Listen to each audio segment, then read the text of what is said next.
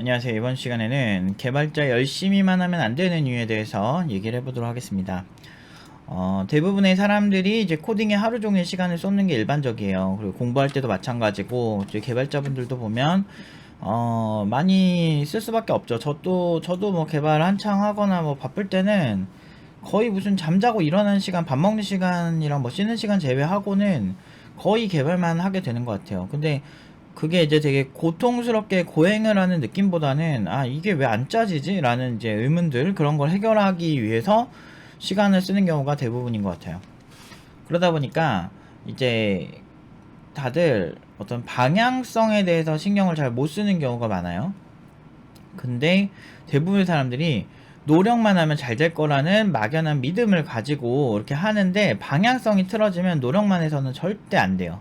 그러니까 내가 어떤 방향으로 갈 건지에 대해서 설정하는 게 굉장히 중요하다는 거지. 근데 이제 노력을 아예 안 하는 사람들보다는 뭐래도 하는 사람들이 훨씬 잘 될 확률이 높은 건 사실이에요. 안 하는 사람들은 그냥 자기 인생 자기가 그렇게 빠은 거니까 어쩔 수가 없는 거고요. 그렇게 살아야지 평생. 근데 대부분 제가 이제 나이 먹고 후회하는 사람들 진짜 많이 보는데, 아예 안 하는 사람들은 애초에 그 논쟁거리 자체가 안 돼. 그냥 안 하는 게 문제거든. 근데 이제 안 하는 사람들이 문제가 뭐냐면, 안 해놓고서 이제 다른 이유를 찾는 거지.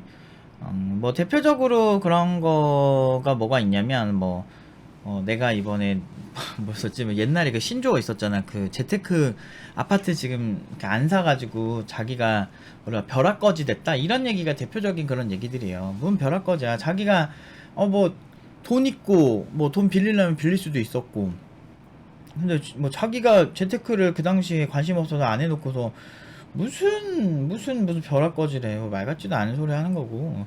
그러니까 이게 재테크나 뭐 주식을 투자하거나 이런 거는 다 자기가 정보가 없어서 못했다거나 아니면 그냥 안 한 게 문제잖아요. 안 산 게 문제인 건데 무슨 벼락거지야. 그 타인에게 그 자신의 어떤 무능함을 전가시키는 그런 방법이거든요.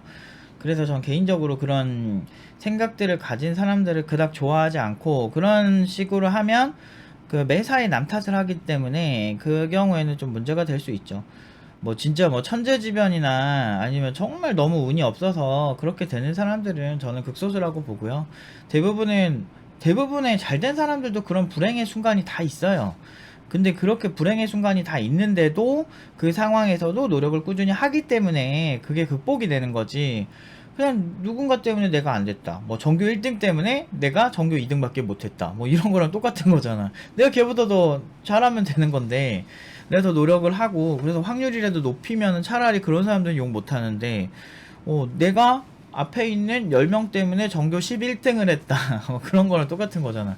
말 같지도 않은 소리예요. 사실 별로 논리적이지 않고 저 좋아하는 얘기는 아닌데, 어쨌든 안 하는 건 정말 최악입니다. 그래서 이제 그런 사람들은 저렇게 논쟁하고 싶지 않고 그냥 답이 없는 거예요. 그냥 자기 인생 자기가 빠는 거니까 뭐 의미 없고, 하는데도 안 되는 사람들은 안타깝잖아요. 노력을 하는데도 안 되는 사람들. 근데 대부분의 개발자들은 야근도 많이 하고 또 빡세게 하는 경우가 많아요. 근데 왜 이런 사람들 중에 어떤 사람들은 칼퇴를 하고 어떤 사람들은 왜 노력을 하는데도 계속 야근의 연속이 될까?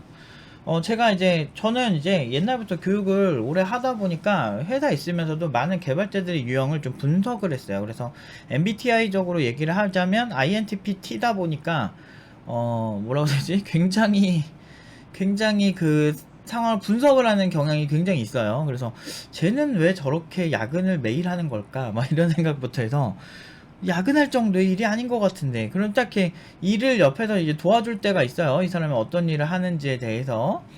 이렇게 보다 보면은, 그렇게 제가 했을 때 야근을 할 정도는 아니었어요. 근데 뭘까 이렇게 생각해 보면 항상 이렇게 방향성이 문제가 있는 거예요. 그렇게 제가 옛날에 어떤 땡땡이라는 사람이 있었는데, 그 사람한테 뭐 데이터 파싱이 안 된다는 거예요. 그러면은 파서가 문제일 수도 있고, 아니면 날아오는 데이터가 문제일 수 있죠. 아니면 통신 상태가 문제일 수가 있죠. 그 요 세 가지 경우의 수 일단 펼쳐봐라. 펼쳐줬는데 근데 이거를 우리가 수사관처럼 쫓아가야 되는 거예요. 뭐 예를 들어서 데이터 파서가 문제가 있다면 그 전에 문제가 있었냐, 이게 지금 신규 개발이냐 아니면 유지보수 건이냐. 유지보수 건이라면 그 전에 이 파서에서 문제가 생긴 적이 있느냐 라는 거를 물어봤어요.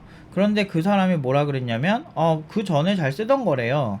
그러면은 이거 파서에 문제 있을 확률은 없다. 그럼 데이터 패킷의 문제거나 데이터 통신할 때 중간에 패킷이 누락이 된다든지 뭔가 문제가 생길 수 있지 않겠느냐. 근데 그것도 공부를 기반으로 해서 아는 거죠. 뭐 예를 들면 TCP나 뭐 UDP나 RUDP나 뭐 이런 프로토콜에 따라서는 때로는 통신 상태가 안 좋으면 일부 어떤 패킷이 누락될 수 있거든요. 근데 일반적인 텍스트 패킷의 크기 사이즈로는 그렇게 누락될 확률이 되게 적은데, 진짜 극지방에 있는 뭐 2G 폰에 엄청나게 낮은 트래픽을 가져올 수 있는 그런 전송 대역폭을 가지고 있는 프로토콜이 아닌 이상은 사실 그런 문제가 있을 확률이 그렇게 크지가 않거든. 그래서 결국에는 내가 딱 보고서 이거 그쪽에서 나오는 패킷에서 문제가 있겠죠. 왜냐하면 데이터 파서 자체가 기존에 잘 쓰고 있다면은 파서에 문제 있을 확률은 굉장히 희박하죠 라고 얘기를 해서 알려줬음에도 불구하고 계속 파서만 바꾸려고 하고 있더라고요. 그래서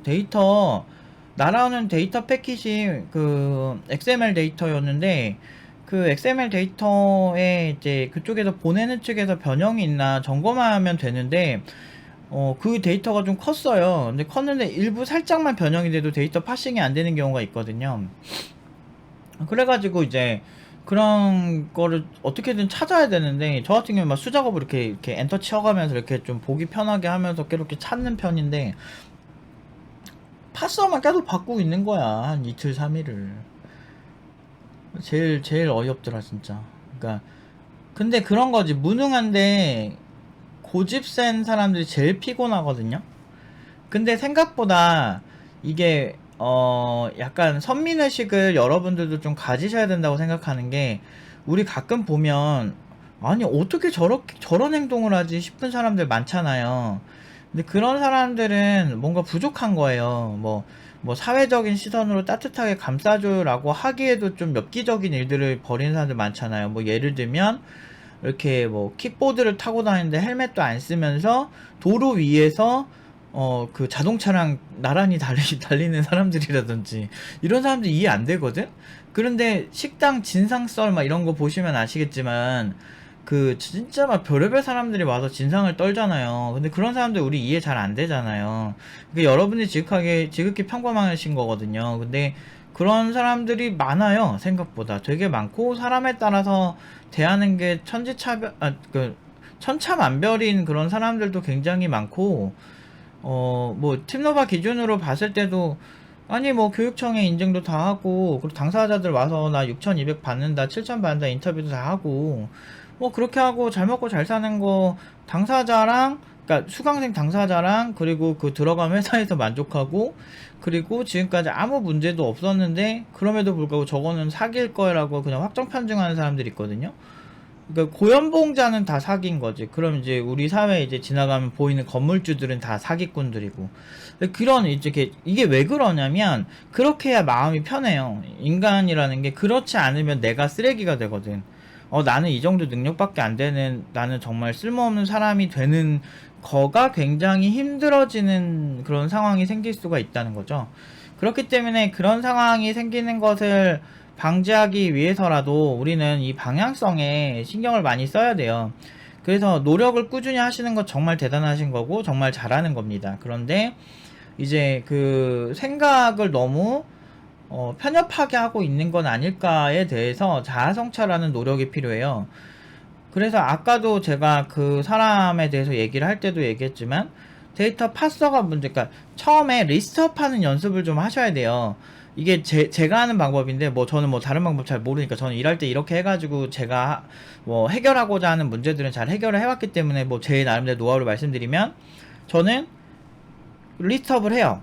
상황들을 다 리스트업을 하고 리스트업에서 제일 중요한 게 뭘까를 생각해요. 그리고 하나하나 약간 추론을 해요. 근데 이걸 연습을 하려면 팀노바에서는 하브르타, 그러니까 토론하는 그런 습관을 좀 많이 들이려고 노력을 하고, 팀원들끼리 팀플레이 할 때 하브르타 상황이 많이 생기거든요. 그래서 그 하브르타 교육법을 활용을 해서 이걸 해결하는데, 만약에 이제 팀노바에 올 수 없는 상황이시라면 제가 봤을 때는 그 토론을 하는데 조금 더 시각화해서 내가 자신한테 계속 질문을 하는 방식으로, 아 지금 이 상황 이게 맞을까?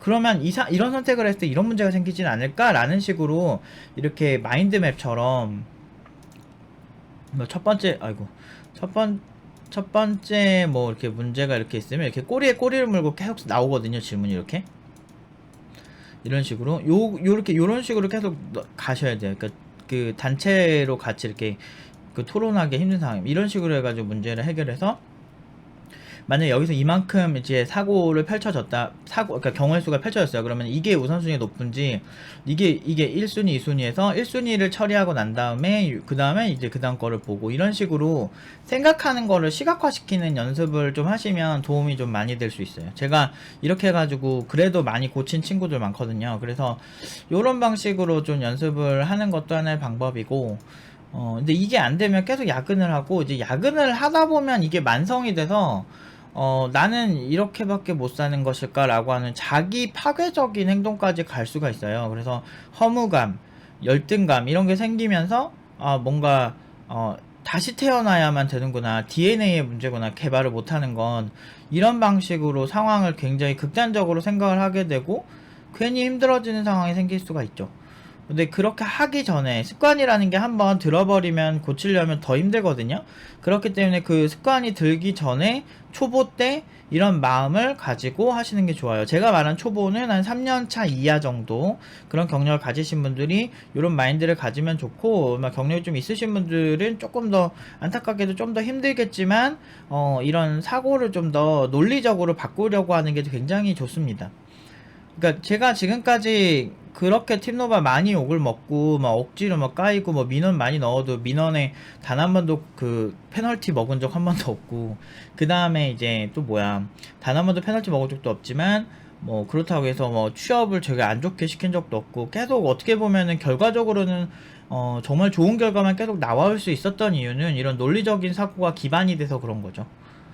다만 좀 슬픈 거는, 이제 학원을 선택하는 사람들이 그런 어떤 확정 편증하는 글들을 근거 없이 그냥 그렇게 한 소리들을 그냥 믿어버리면은, 이제 팀노바에는 이제 더 들어올 수 있는 좋은 학생들이 들어오지 못해서 좀 매출에 영향이 있을 수는 있을 것 같아요. 그렇지만 저는 제가 받은 학생들, 제가 코칭해서 졸업시키는 학생들 단 한 명도 저연봉으로 보낸 적 없고, 그런 걸로는 되게 직업적 프라이드는 강한 것 같아요.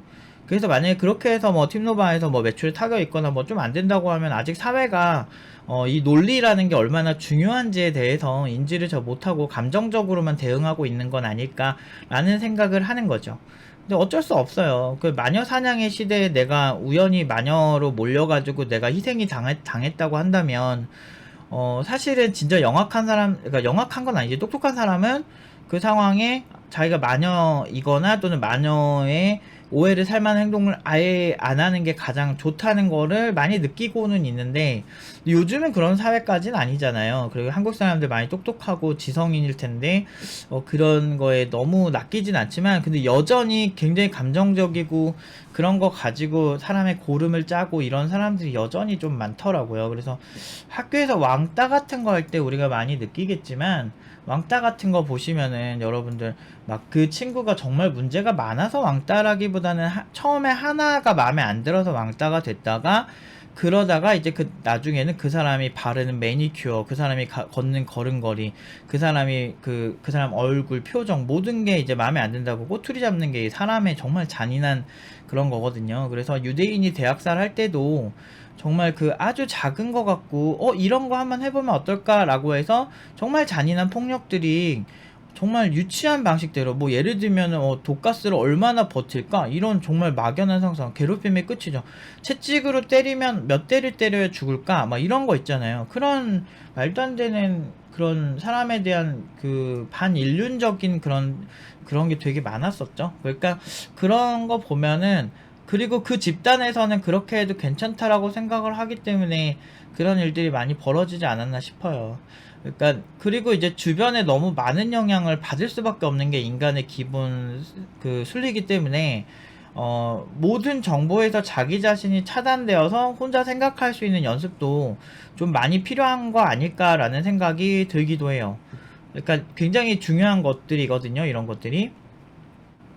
근데 이런 훈련들이 잘 안 되는 것 같아요. 저는 성향이 그냥 혼자 뭐 생각을 많이 하는 성향이고, 웬만하면 집단 속에서 그렇게 잘 지내는 편은 아니라서, 잘 지내는 성향은 아니다 보니까 그냥 그러려니 하는데, 이제 여러분들 같은 경우는, 저처럼 이렇게 되바라진 성격은 좀 아니다 보니, 한 번씩 이렇게, 자아 성찰의 시간을 가지면서 생각 정리를 하시면서 개발하시는 게 훨씬 좋지 않을까.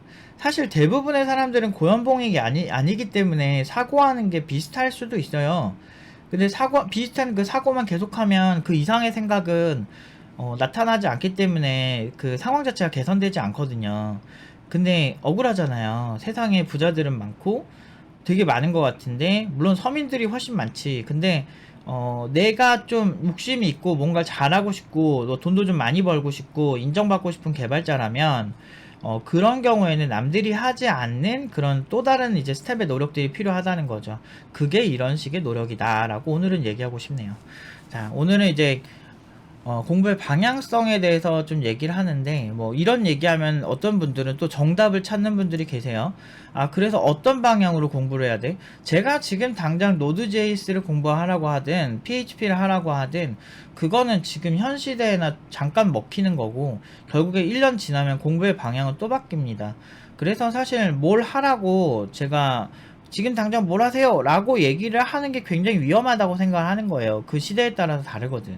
그리고 그 사람의 수준이나 플랫폼에 따라서 좀 다를 수 있고, 그리고 그것만 한다고 해서 잘 되는 건 아닙니다. 그래서 제가 팀노바에서 계속 집중하는 건 지금 당장 어떤 기술을 1차원적으로 알려주기보다는 어차피 기술 2년만 지나도 트렌드 또 많이 바뀌어 있으니 공부하는 과정, 그리고 그걸 해결하는 프로세스, 그런 부분들에 대해서 집중하는 면이 강한 거예요. 그래서 제 영상도 좀 장기적으로도 계속 볼 수 있는 그런 방향성을 가진 영상을 많이 추구를 하고 있고, 기술을 조금 더 너무 이게 완벽하다 이렇게 보지 마시고, 왜냐면 20년 전 기술 지금 쓰는 기술 그렇게 많지도 않거든요.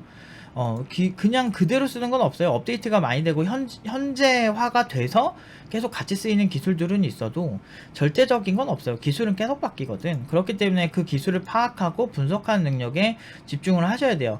그런 면에서 가장 중요한 건 공부의 방향성이에요.